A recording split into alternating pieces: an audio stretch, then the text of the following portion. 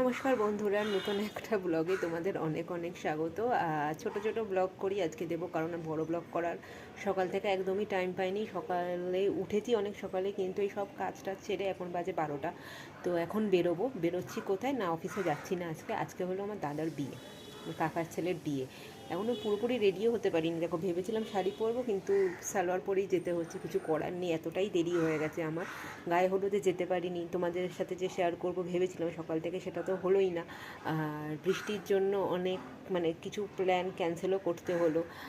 তনয় যাচ্ছে না, তনয়ের শরীরটা ঠিক নেই। ও কালকে ফিরেছে, আজকে আমাদের যাওয়ারই কথা ছিল একসাথে, কিন্তু শরীরটা ঠিক নেই। যদি বিকেলের দিকে পসিবল হয়, এখন ওষুধ নিয়ে ঘুমোচ্ছে, যদি বিকেলের দিকে পসিবল হয় তাও যাবে হয়তো। তো যাই হোক, আমাকে তো যেতেই হবে, বাড়ির মেয়ে বলে কথা। আর দাদার বিয়ে, কিছু তো কাজ বাজ সেরকম করতেও পারলাম না, কি আর করব। তো এখন বেরোচ্ছি। এই যেতে যতটা টাইম লাগবে, খাবো। আর এখন শুধু দুপুরের খাওয়াটাই রয়েছে, এখন আর তো সেরকম কিছু নেই, তত্ত্ব নিয়ে চলে গেছে, সব কিছুই হয়ে গেছে। খাবো, বাবা কাকিমারা সবাই ওখানেই আছে। তো যাই, বেরোই, তারপরে গিয়ে তোমাদেরকে দেখাচ্ছি ওখানের ভিডিও।